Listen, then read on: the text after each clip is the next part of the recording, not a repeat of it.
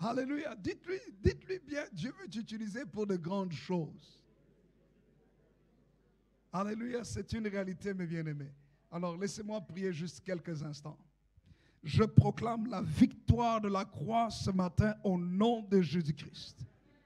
Et je viens lier les puissances des ténèbres, les esprits perturbateurs, la puissance de la magie et de la sorcellerie au nom de Jésus-Christ. Je déclare la liberté dans la vie du peuple de Dieu, la liberté à tous égards, à tous les niveaux. Et je déclare que l'ennemi qui attaque et qui a attaqué la naissance de Jésus-Christ est vaincu au nom de Jésus-Christ. Nous proclamons la couverture du sang de Jésus dans ces lieux. Et nous déclarons que Jésus-Christ est Seigneur. Jésus-Christ est Seigneur. Jésus-Christ est Seigneur. Jésus-Christ est Seigneur. Seigneur, merci de bénir ta parole et de libérer la vie dans ta parole. Au nom de Jésus-Christ, que le peuple de Dieu reçoive la liberté. Au nom de Jésus-Christ, et que le peuple de Dieu reçoive le réveil. Comme on a chanté tout à l'heure par nos jeunes gens, le réveil est là. Nous déclarons le réveil au nom de Jésus-Christ. Seigneur, merci de bénir ta parole et de bénir tes enfants ce matin. Que toute la gloire, l'honneur et la majesté te reviennent. Au nom de Jésus. Et le peuple de Dieu dit Amen. Alors, bien-aimés du Seigneur, laisse Dieu t'utiliser. Lorsque nous lisons ce texte des Saintes Écritures, bien-aimés, lorsque nous lisons ce texte des Saintes Écritures, nous voyons quelque chose de très, très important. Ce texte que nous avons lu nous parle justement de la naissance, justement, du Seigneur Jésus-Christ. Et la Bible dit, voici de quelle manière arriva la naissance de Jésus. Et vous connaissez l'histoire.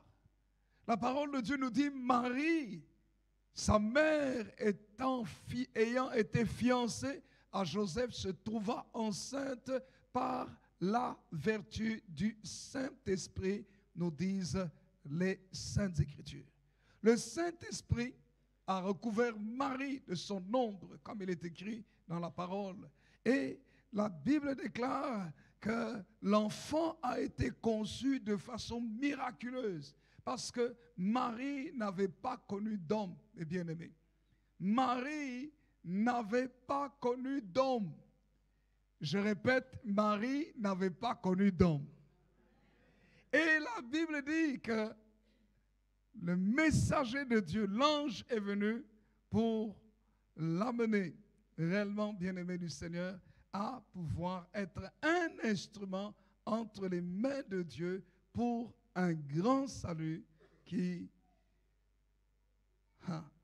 dont nous bénéficions pleinement aujourd'hui. Ce qui est extraordinaire, c'est que la parole de Dieu nous dit aussi au verset 19, Joseph, qui était un homme de bien, qui ne voulait pas la diffamer, s'est décidé de rompre secrètement avec elle. Parce que les fiançailles à l'époque, c'était quelque chose de très, très sérieux. C'est pour ça qu'on l'appelle son époux. Et pourtant, ils étaient fiancés. Mais c'est que réellement, les fiançailles n'étaient pas quelque chose qu'il fallait prendre à la légère.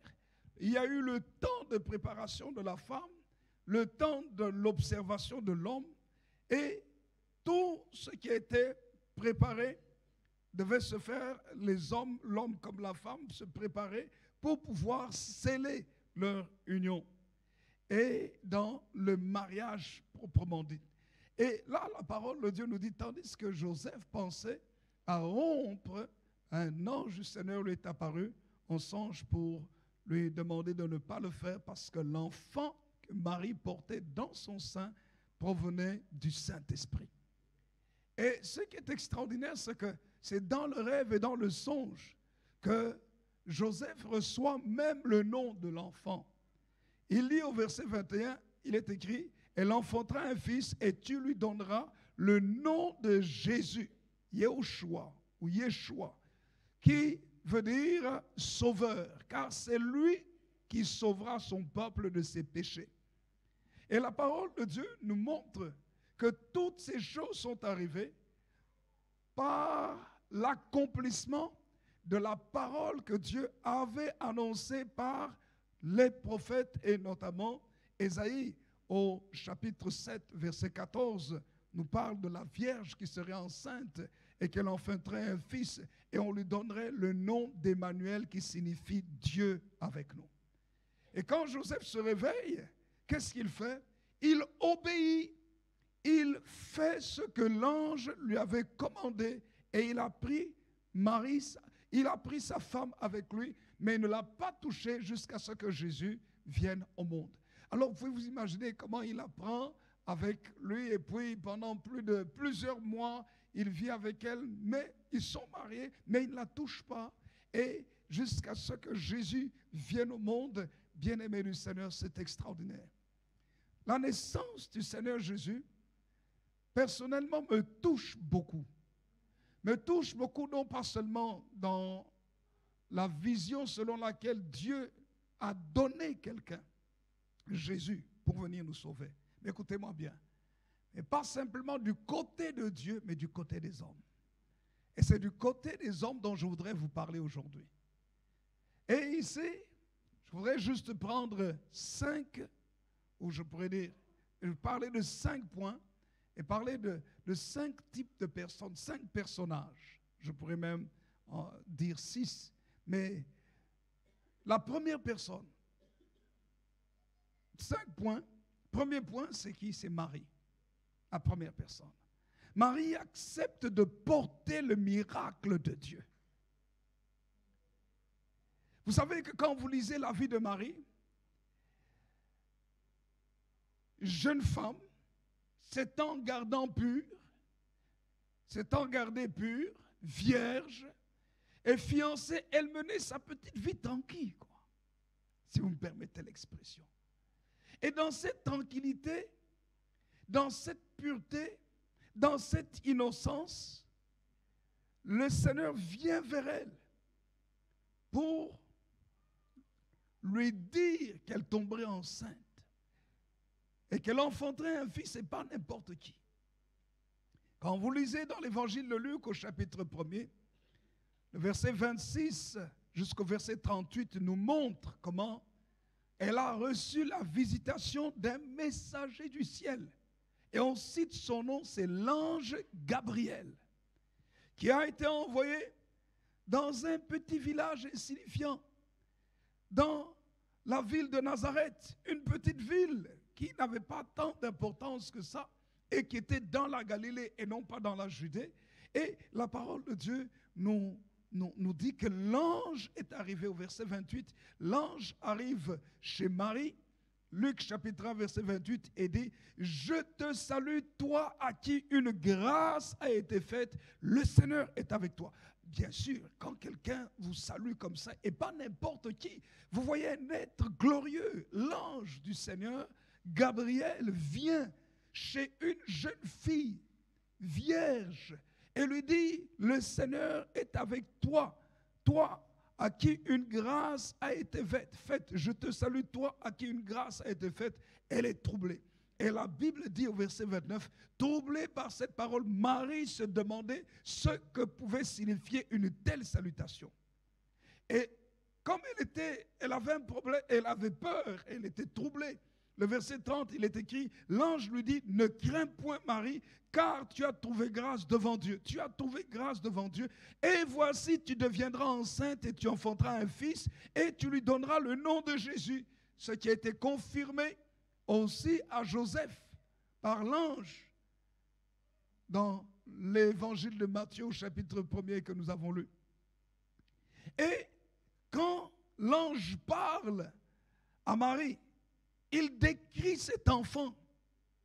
Le verset 32, il est écrit, « Il sera grand et sera appelé fils du Très-Haut, fils d'El Elyon, le maître du ciel et de la terre. » Ça veut dire par là que cet enfant-là, ce n'est pas n'importe qui.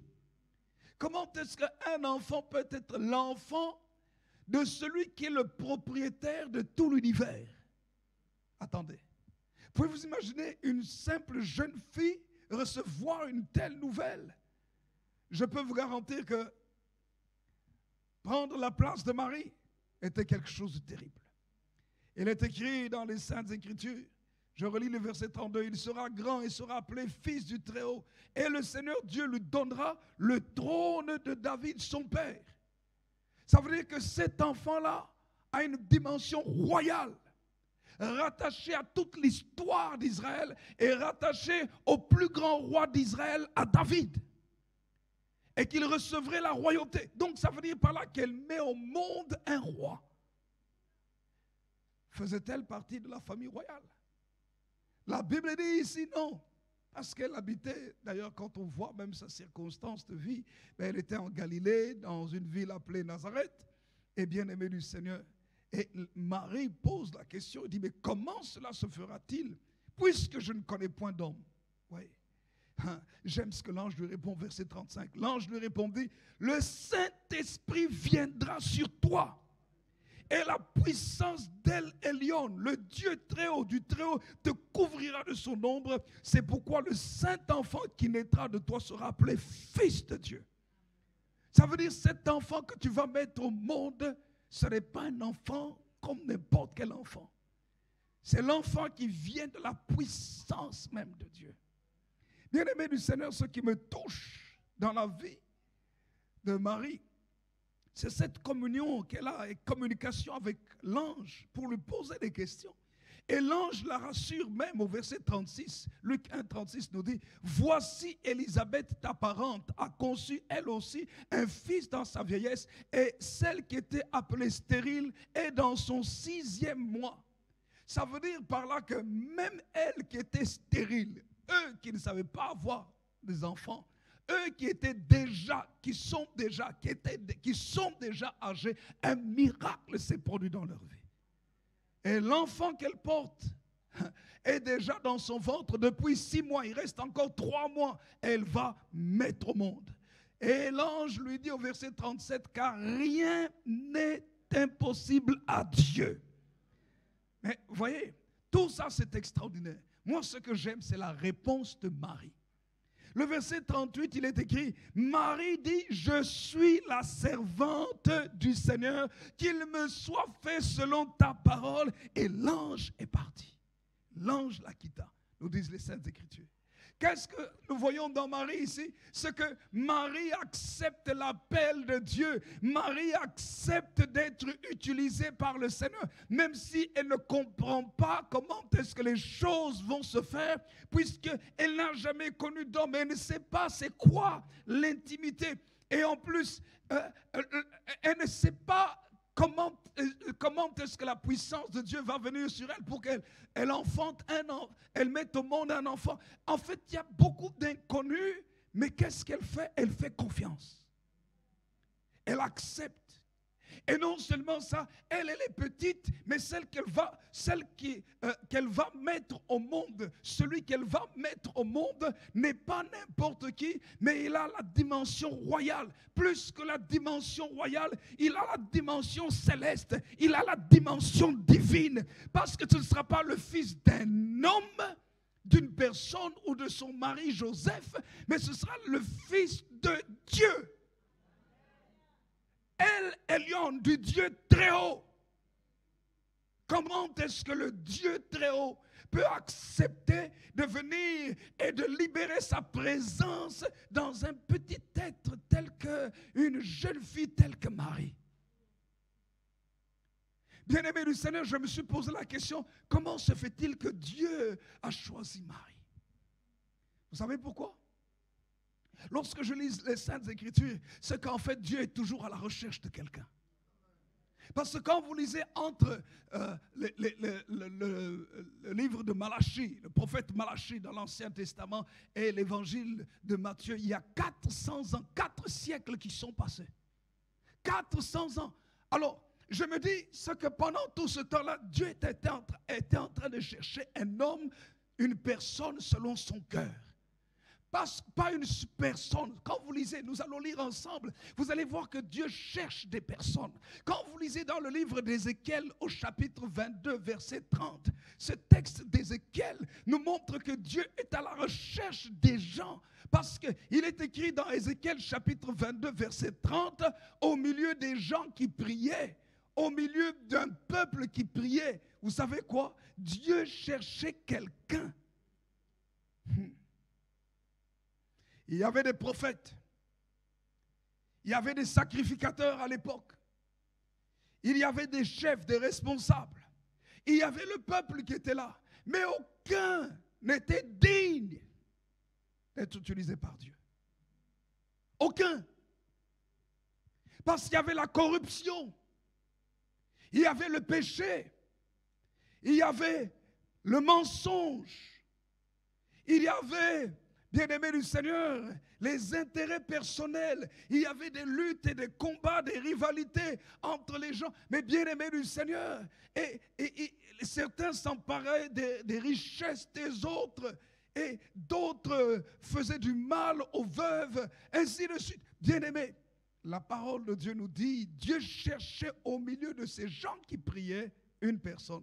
Ézéchiel chapitre 22, verset 30, il est écrit, « Je cherche parmi eux un homme qui élève un mur, qui se tienne à la brèche devant moi en faveur du pays, afin que je ne le détruise point. » La suite, il est écrit, « Mais je n'en trouve point. Je n'en trouve point. Il n'y en a pas. » Ça veut dire par là que Dieu peut regarder quand il a une grande mission à faire. Il vient et circule au milieu des gens qui se disent prier. Il regarde, est-ce qu'il y a quelqu'un qui est selon mon cœur? Parce que le travail que je veux faire est tellement grand, tellement énorme, j'ai besoin de quelqu'un. Où est la personne? Où est la personne? Où est la personne? Où est la personne? Et Dieu voit, ah, celui-là, il est en train de prier. Ah, mais regarde, il prie, mais il a un problème. Le problème, c'est il n'a pas pardonné aux gens. Et il garde dans son cœur des personnes depuis 5 mois. Je ne peux pas l'utiliser. Et Dieu va dire, ah celui-là, ah non celui-là. Un jour il avait pris le pondou de quelqu'un. Il dit, je vais te payer le pondou. Il a fouillé. Chaque fois qu'il voit la personne, il dit, non, je n'ai pas le temps, il fouille. Il a la dette de quelqu'un. Il fouille. Et il est en train de mentir. Mais pourtant il prie. Je ne peux pas l'utiliser. Ah, celui-là. Ah non, non, celui-là, là, il a l'air très sain. Mais son regard, il est rempli de convoitise. Quand il voit les femmes d'autrui passer, il les désire, il les déshabille. Et il est rempli d'adultère. Je ne peux pas l'utiliser. Celui-là, ah non, celui-là, il exagère. Quand on fait quelque chose, il commence à mentir, il exagère pour que les gens l'admirent, pour que les gens trouvent qu'il est vraiment intéressant. Non, je ne peux pas l'utiliser. Celui-là, non, non, c'est un escroc, c'est un menteur. Je ne peux pas l'utiliser. Il ment aux autres pour avoir l'argent. Et Dieu passe. Et vous savez quoi? Quand Dieu ne trouve pas, Dieu attend. Parce que lui, c'est le Dieu d'éternité. Il n'a ni commencement ni fin. Pour lui, le temps n'est pas un problème. Il est le maître des temps et des circonstances. Mais il cherche quelqu'un. Attendez. Vous vous rendez compte que avant que la délivrance d'Israël n'ait lieu, Dieu a attendu. Quand il a appelé Abraham, il dit à Abraham, ta descendance sera esclave pendant 400 ans. Et au bout de 400 ans, je le délivrerai. Je délivrerai ton peuple. Pourquoi est-ce que Dieu attend parfois longtemps? Dieu attend parfois longtemps parce qu'il ne trouve personne. Dieu veut prendre son peuple et dit à Abraham, ce pays dans lequel tu te trouves, Genèse, chapitre 12, ce pays dans lequel tu te trouves, Abraham, je te le donnerai à toi et ta postérité. Parcours le pays, au nord, au sud, à l'est, à l'ouest, je te le donnerai. Mais Dieu attend des siècles pour accomplir sa promesse. Pourquoi? Parce qu'il manquait des gens. Jusqu'à ce qu'un homme comprenne que c'était lui que Dieu avait choisi, que c'était le libérateur, né dans des conditions particulières. Moïse, Exode au chapitre 1er, nous parle de son histoire, chapitre 2 également. Et voilà que au chapitre 3, Moïse Dieu l'utilise et Dieu dit, Moïse, va vers mon peuple, libère mon peuple. Combien de temps le peuple a fait? 4 siècles, 430 ans d'esclavage. Parce que Dieu cherchait quelqu'un pour la délivrance de son peuple. Dieu cherche toujours quelqu'un pour faire des grandes choses. Et parfois, souvent, on est distrait. Et dans cette distraction dans laquelle on est, Dieu dit non, ils sont trop distraits, disqualifiés.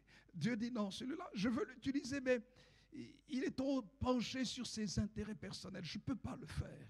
Celui-là, non, il cherche toujours mes bénédictions. Il n'est pas prêt à porter la souffrance que je voudrais amener dans sa vie, parce que derrière la souffrance, il y a une très grande victoire que je veux amener. Non, il n'est pas prêt, il n'est pas prêt. Je ne peux pas l'utiliser. Parce que si je lui donne un enfant comme Marie, et puis il va assister à la crucifixion de l'enfant, à l'âge de 33 ans, son fils va mourir, mais si je lui donne cet enfant, il risque de me maudire en face en disant, mais Dieu, tu m'as donné un enfant, maintenant tu le reprends, qu'est-ce que tu m'as fait? Alors, il va mal parler de moi, alors je ne le fais pas. Je cherche quelqu'un. Mais Dieu a choisi Marie. Parce que Dieu ne regarde pas l'apparence extérieure. Dieu regarde au cœur. Comme lorsque Dieu a envoyé Samuel dans la maison d'Isaïe. Isaïe avait ses frères, ses enfants. Mais bien aimé du Seigneur, et la parole de Dieu nous dit que quand Samuel est envoyé pour chercher un roi selon le cœur de Dieu, la Bible dit que tous les frères, les grands frères sont tous passés. Dieu avait tous disqualifiés, tous étaient disqualifiés. Et il n'y avait que le plus petit, le berger, qui était là en train de perdre les brebis de son père. Il travaillait sans intérêt, il travaillait dans la souffrance, il travaillait beaucoup plus que tous. Il était plus responsable que ses grands frères. Et c'est lui-là parce qu'il le faisait de tout son cœur. Tandis qu'on lui donnait les corvées, on parfois le traitait d'orgueilleux. Personne, les hommes ne voyaient pas, ses grands frères ne voyaient pas l'état de son cœur. Il n'était pas orgueilleux, mais il faisait tout de tout son cœur parce qu'il aimait ce qu'il faisait. Il aimait sa famille, il aimait garder les brebis, il aimait les protéger et il reconnaissait que si sa maison était bénie, c'était grâce à Dieu et il marchait avec ce Dieu-là. Mais pourtant, dans sa famille, il était méprisé parce qu'il était le cadet. Oh, avec des cheveux blonds. Et ah oui, c'était comme un petit là qui semblait être fragile. Oui, parce que lui n'avait pas les cheveux foncés comme les autres. Mais bien aimé du Seigneur. Et pourtant, il avait un bon cœur. Il avait un bon cœur. Et quand Samuel arrive, tout se passe. Dieu dit non, ils sont tous disqualifiés. Parce que l'homme regarde à ce qui frappe le regard, mais Dieu regarde au cœur. Et quand on envoie chercher David, vous connaissez l'histoire. La parole de Dieu, dans Samuel chapitre 16. La Bible déclare que lorsque David arrive, le petit dernier, celui qu'on méprisait, celui qu'on ne considérait pas, et c'est celui-là que Dieu avait choisi. Parce que son cœur était pur. Et Dieu dit à Samuel, oins-le, c'est lui, car c'est lui que j'ai choisi. Est-ce que David lui-même savait? Non. Est-ce que David savait qu'un jour, Dieu le choisirait pour être roi? Non. Non. Qu'est-ce que tu sais que Dieu a choisi dans ta vie? Qu'est-ce que tu sais? Beaucoup de gens ne savent pas que tout ce qui nous arrive dans notre vie est un test de Dieu pour voir si nous sommes qualifiés. Elles ne comprennent pas. Et parfois Dieu attend. Et quand c'était le temps où Dieu devait descendre, se faire homme en une personne, il a regardé. Pendant des siècles, il n'y a eu personne. Parmi les prophètes, il n'y a eu personne. Les prophétesses, personne. Et puis il y a eu une jeune fille. Elle n'avait rien de spécial. Elle n'était ni prophétesse, ni je ne sais pas, elle n'avait pas de titre. Tout ce qu'elle avait, c'était une vie de pureté, une vie morale, une vie de sainteté. Aujourd'hui, il y a très peu qui ont la vie de sainteté. Mais Dieu cherche. Même dans les églises, il y a peu qui ont la vie de sainteté. Et la fille qui n'a pas connu de garçon, quand elle a déjà dépassé 20 ans, c'est comme si ses copines sont en train de se moquer d'elle. Elle semble être étrange. Et cependant, dans cette étrangeté-là, Dieu voyait le cœur d'une jeune fille qui, fiancée, n'a pas donné son corps au fiancé en disant non, non, on a déjà payé la dot, on a déjà fait la prédot, alors comme on a fait la prédot, allons-y. Elle a dit non, non, non, jusqu'au bout, il faut que tu me mettes la bague au doigt, il faut que tu me maries. Quand tu me maries, ça ira. Ça ira. Mais avant ça, non. Ah, mais Marie, je t'aime. Non, non. Mon corps doit être pur. Combien de gens peuvent dire ça aujourd'hui? Mais elle, Marie, quand Dieu voit tout ça, le Seigneur dit, hey, j'ai vu là-bas, là, en Galilée, là, Nazareth, une jeune fille, c'est elle. Je peux m'imaginer les anges, je dis, mais elle ne fait pas partie d'une certaine, peu importe, mais c'est elle, je connais son cœur. Je sais qu'elle, elle sera capable même de supporter les souffrances que son fils va endurer.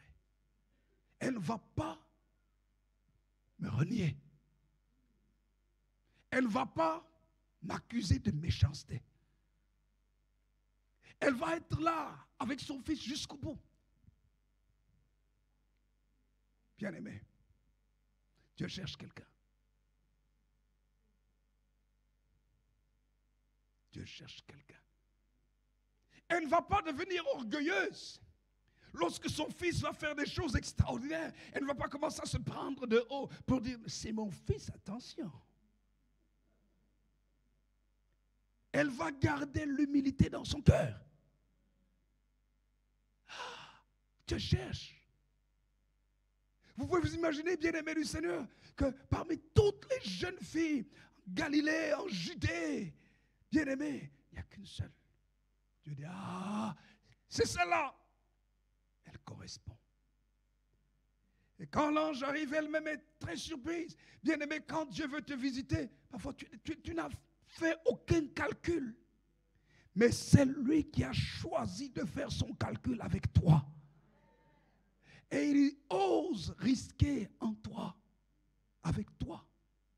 Bien-aimé, et quand Marie reçoit la visitation de l'ange, elle accepte. Elle dit, je suis là. Je suis là. Quand on lui annonce la gloire, que le Saint-Esprit va venir sur elle, elle dit, mais comment est-ce que je fais? Oui, j'accepte. Je ne sais pas comment ça se passe, mais j'accepte. Le Seigneur va t'utiliser, tu vas mettre au monde un roi. Oui, j'accepte.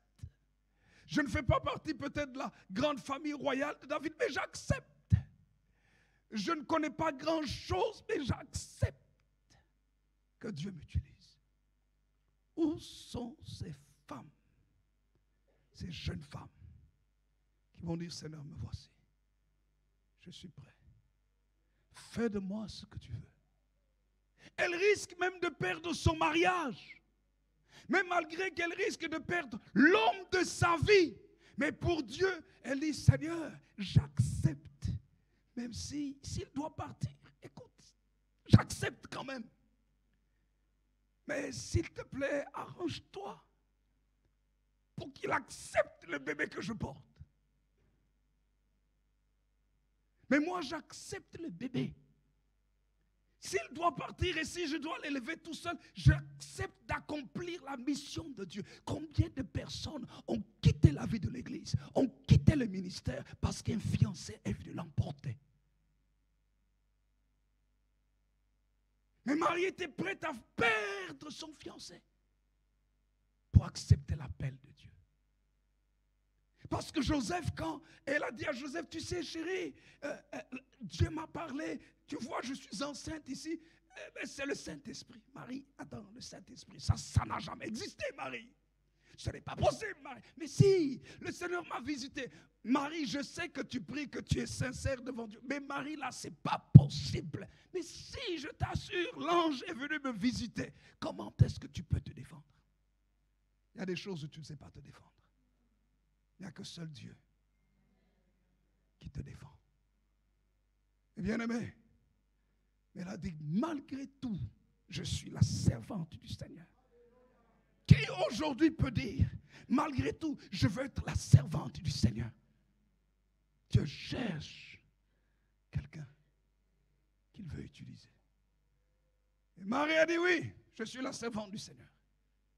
Et vous savez, il a fallu que Dieu lui-même, pas un homme, ni elle-même, Dieu lui-même convainc Joseph en disant, non, Joseph, elle a raison. Tout ce qu'elle t'a dit, c'est la vérité. Prends-la. Bien-aimé, Dieu cherche quelqu'un.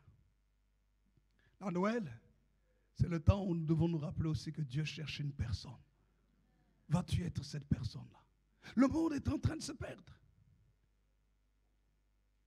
Mais Dieu cherche quelqu'un dans lequel il va mettre sa puissance pour aller parler aux autres, pour aller libérer les captifs, pour déclarer qu'il est le grand Dieu. Quelqu'un qui va être capable aussi de supporter la souffrance.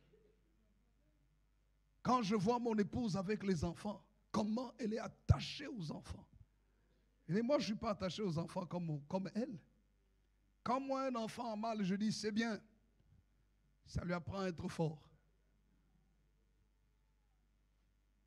Ça, c'est moi.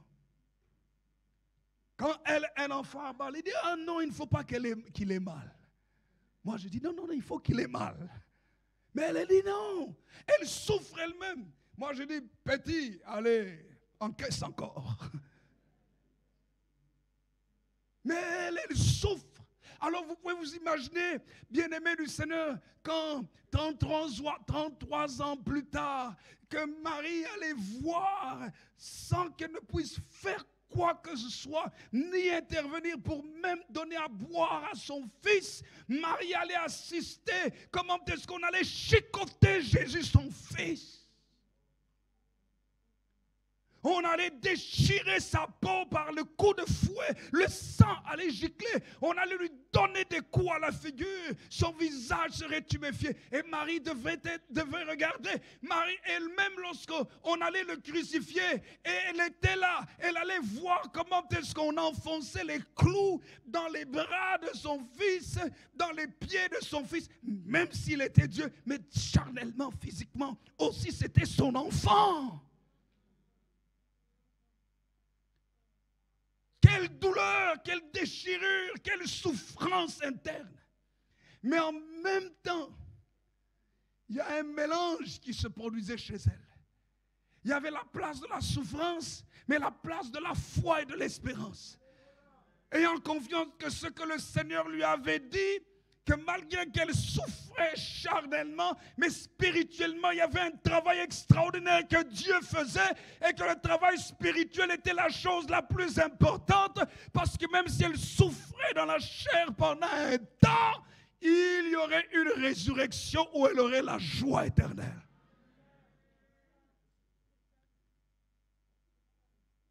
Combien de temps, combien de personnes ont peur de la souffrance qui est petite et ne réalise pas qu'il y a une très grande joie éternelle qui arrive. Mais Marie a dit, je suis la servante du Seigneur, qu'il me soit fait selon ce que tu as dit. Dieu cherche des maris. Noël, ou plutôt la fête de la nativité, un temps comme celui-ci, ce n'est pas un temps, nous devons simplement dire joyeux Noël, que bonne fête, meilleur vœu, ok, meilleur vœu. Dieu dit, et moi, tu ne me souhaites pas un vœu? Moi, mon vœu, je voudrais t'utiliser. C'est ça mon vœu. Je voudrais te prendre. Je veux faire de toi un instrument.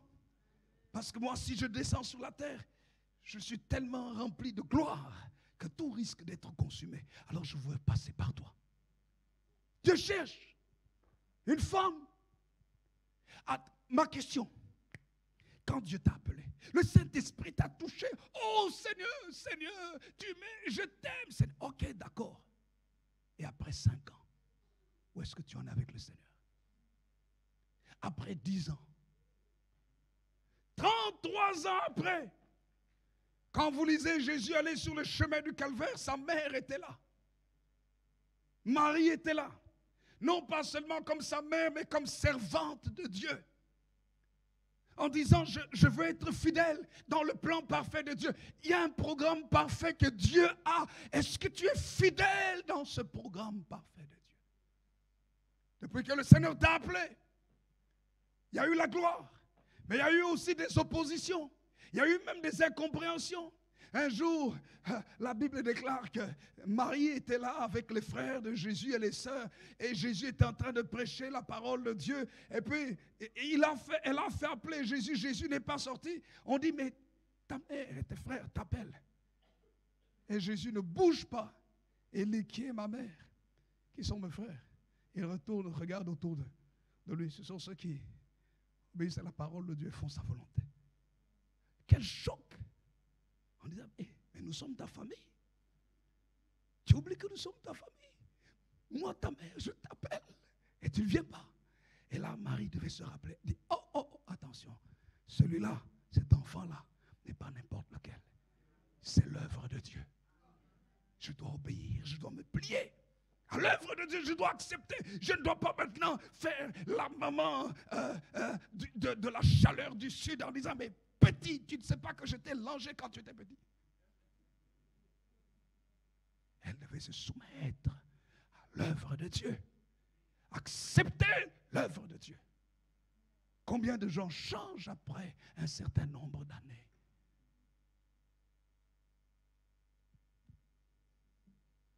Laisse Dieu t'utiliser. Deuxième personne, Joseph. Un homme qui se prépare à voir sa famille plus âgée que Marie. Ah, heureux, enfin d'avoir une femme. Et puis voilà que, on dit, hey, ta femme là, elle est enceinte. Ah non. Non. C'est la deuxième personne. Mais ce que j'aime chez Joseph très rapidement, vous savez quoi? C'est que Joseph choisit de prendre Marie et l'enfant. C'est l'esprit de responsabilité. Joseph obéit aux injonctions de l'ange. Lorsque un homme a un bon cœur, l'homme va obéir. Lorsqu'un homme a un bon cœur, l'homme va être responsable. Lorsqu'un homme a un bon cœur, Dieu va lui parler pour garder sa maison et sa famille.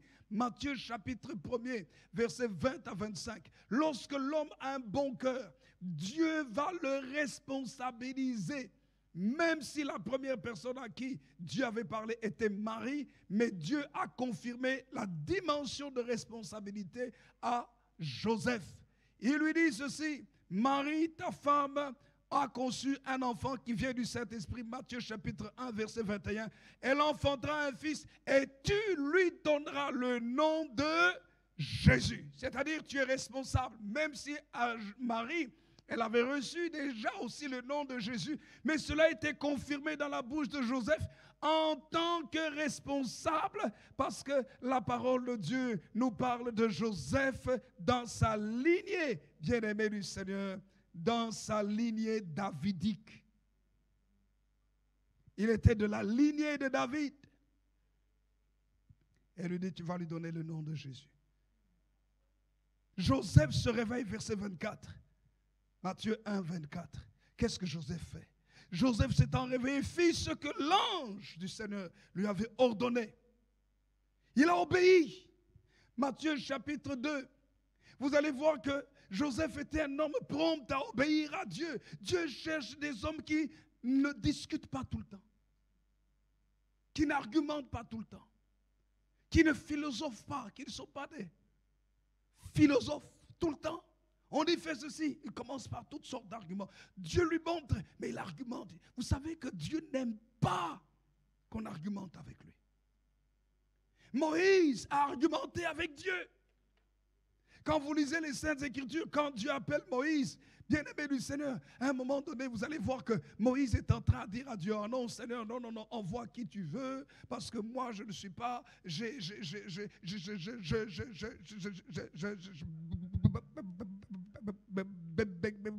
bégaye. C'est comme ça que Moïse parlait, il était bègue. Qu'est-ce que ça veut dire? Dieu peut t'utiliser même dans tes faiblesses. Oh non, mais moi je ne connais pas grand-chose. Moïse ne savait pas parler. Regardez ce qu'il dit. Il est écrit, Exode chapitre 4, verset 10 et les suivants.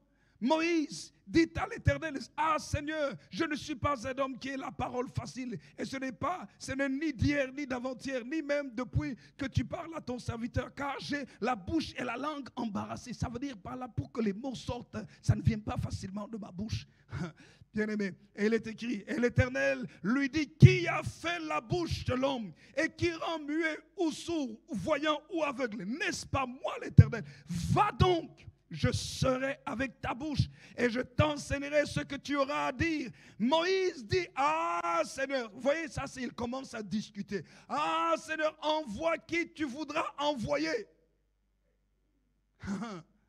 Mais Dieu savait qu'il ne trouverait personne d'autre à part Moïse. Alors Dieu se met en colère parce qu'il voulait Moïse. Il dit au verset 14, alors, il est écrit, Exode 4, 14, alors la colère de l'Éternel s'enflamma contre Moïse. Et il dit, n'y a-t-il pas ton frère Aaron, le Lévite? Je sais qu'il parlera facilement. Le voici lui-même qui vient au-devant de toi. Et quand il te verra, il se réjouira dans son cœur. Prenez le temps de lire jusqu'au verset 17. Vous voyez, Dieu lui donne l'aide. Aaron. Mais Dieu n'a pas aimé l'argumentation de Moïse. Combien de gens ne savent pas que Dieu est en colère contre eux parce qu'ils discutent trop avec Dieu? Et Dieu dit, il y a des gens qui sont en train de mourir, je veux t'utiliser, mais toi tu ne fais que discuter, philosopher, argumenter, alors que je veux t'utiliser pour le salut et la délivrance. Je veux t'utiliser pour que beaucoup soient délivrés. Mon bien-aimé, Dieu veut t'utiliser. Quelqu'un peut dire un vrai amen. Quelqu'un peut dire un vrai amen. Dieu veut t'utiliser. Joseph a obéi. Matthieu chapitre 2, verset 19 à 23 montre du verset 13 à 15 comment est-ce que Dieu a parlé en rêve pour la protection de la famille. Joseph a obéi. On veut tuer les enfants, l'enfant, et l'ange parle. Dieu parle en songe par l'entremise de l'ange. Matthieu chapitre 2, verset 13 à 15. Il est écrit, lorsqu'ils furent partis, voici un ange du Seigneur apparut en songe à Joseph et dit, lève-toi, prends le petit enfant et sa mère, fuis en Égypte et reste-y jusqu'à ce que je te parle. Car Hérode cherchera le petit enfant pour le faire périr. Joseph se leva, prit de lui le petit enfant et sa mère et se retira en Égypte. Il y resta jusqu'à la mort d'Hérode, afin que s'accomplisse ce que le Seigneur avait annoncé par le prophète. J'ai appelé mon fils hors d'Égypte. Dieu cherche des hommes qui sont prêts à obéir. Quelqu'un peut dire un vrai amen. Quelqu'un peut dire un vrai amen. Dieu cherche des hommes qui sont prêts à obéir.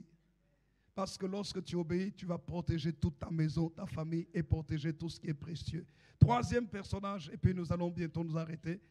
Dans 5 minutes, nous nous arrêtons. C'est les mages. Moïse et Joseph représentent l'obéissance et la responsabilité. Dieu cherche des hommes obéissants et responsables. Des hommes obéissants et responsables et ouverts spirituellement, à qui Dieu peut parler en songe et en rêve et qui vont obéir au message de Dieu. Troisième catégorie de personnes, c'est les mages. Matthieu chapitre 2, on nous parle du verset 1er jusqu'au verset 12. On nous parle des mages d'Orient.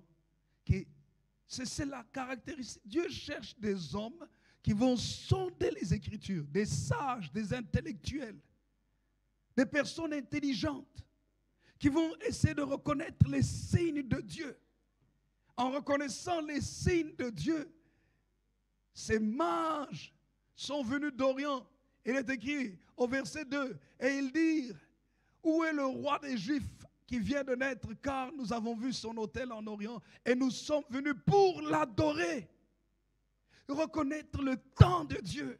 Dieu cherche des hommes qui vont reconnaître le temps de la visitation et qui vont dire, nous allons adorer Dieu.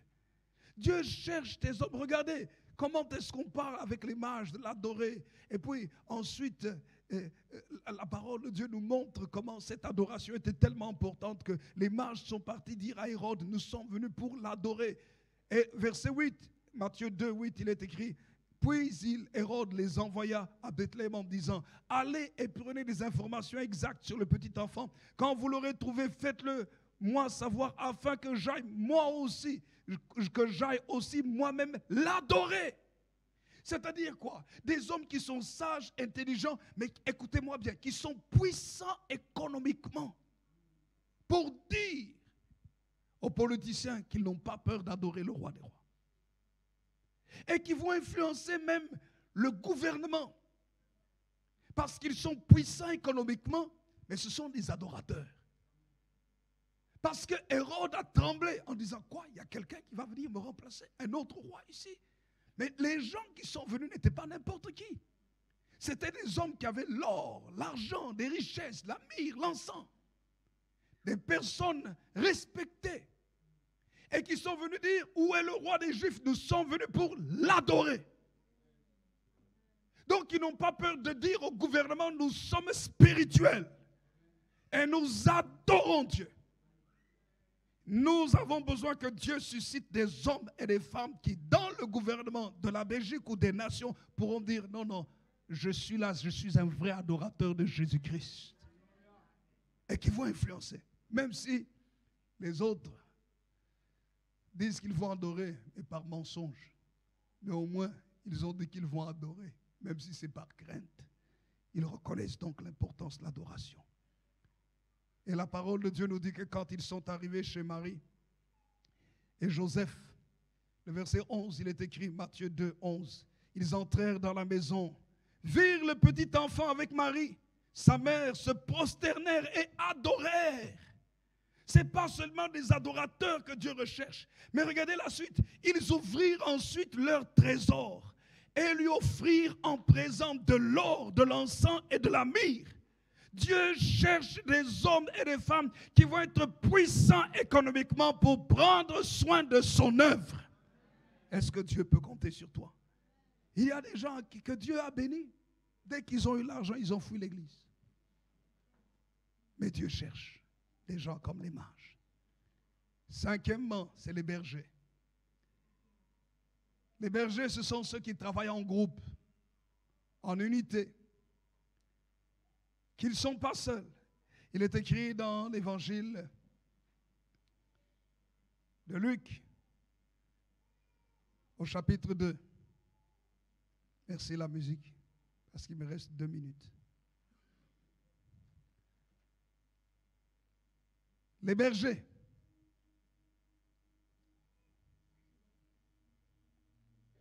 Sont là.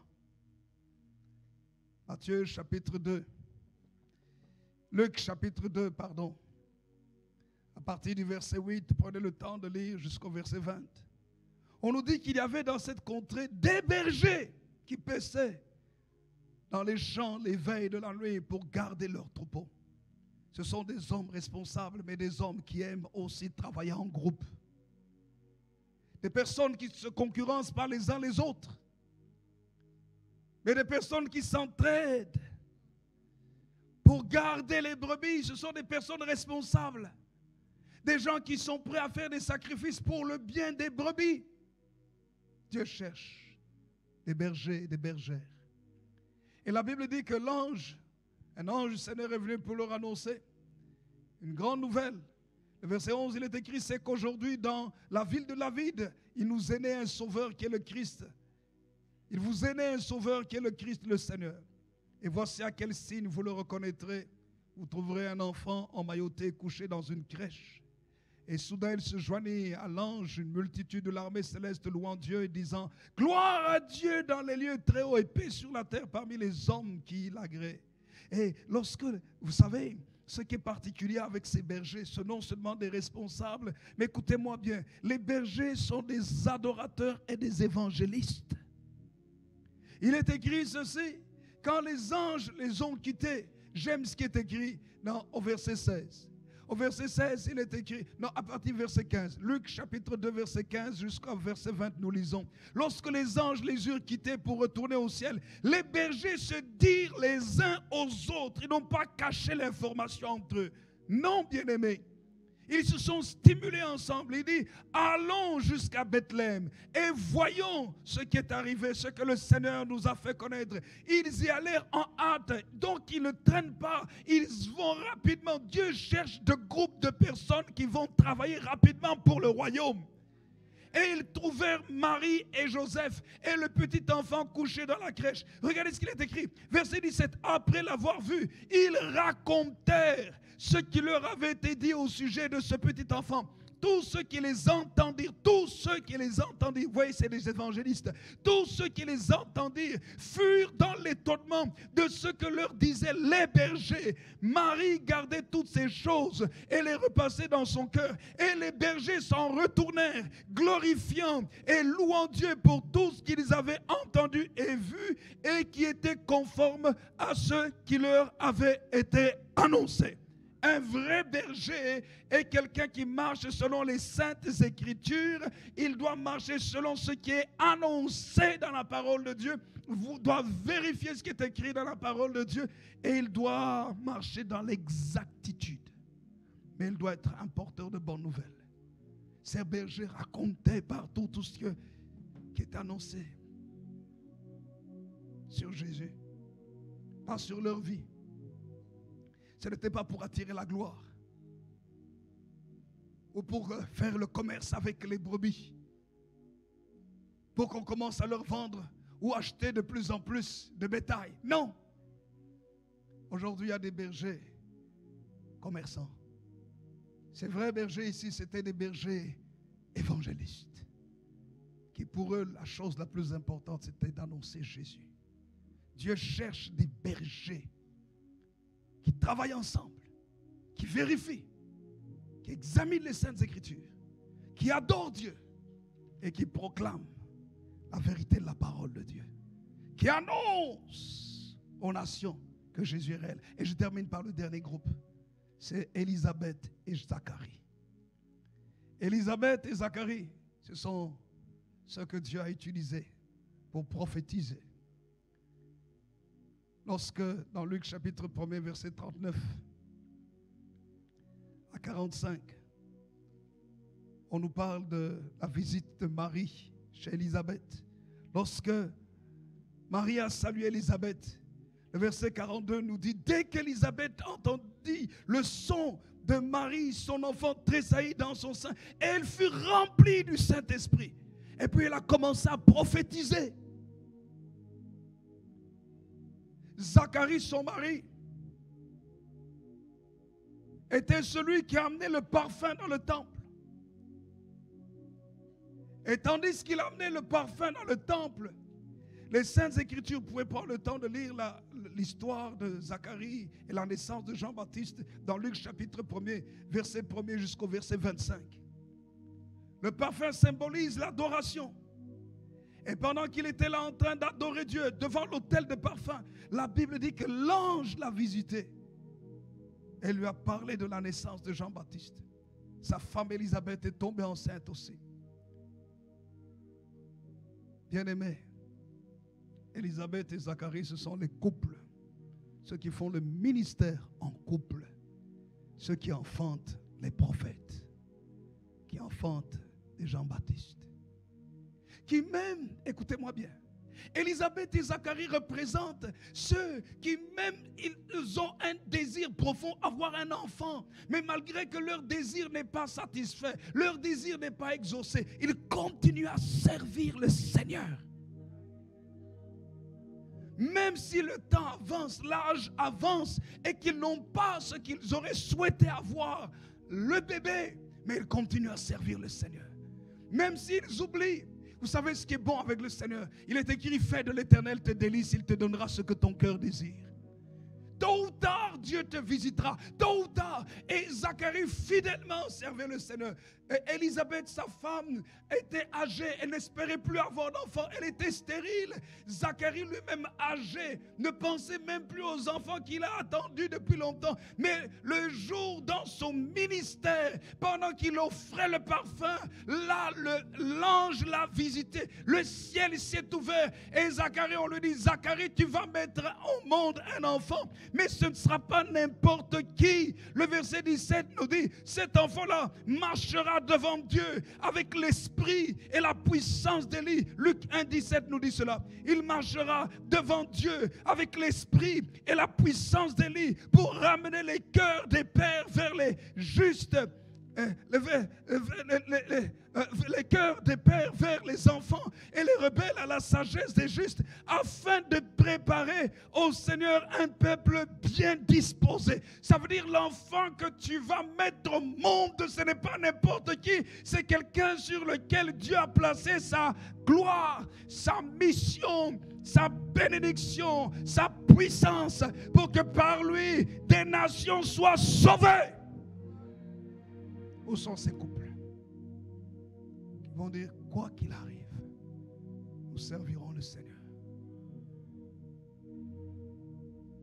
Que nous soyons exaucés maintenant ou pas, nous allons servir Jésus.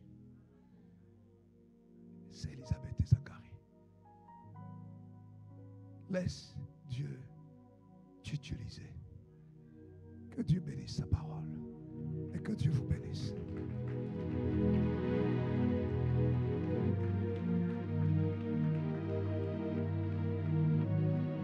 Mon bien-aimé, courbons-nous dans la prière. Tu es là. Et en ce jour, tu dis, Seigneur, me voici. Ta parole a touché mon cœur. Me voici. Je veux que tu m'utilises. Que tu utilises mon couple. Que tu m'utilises moi-même. Tu es une jeune fille comme Marie. Tu es un célibataire ou fiancé comme Joseph.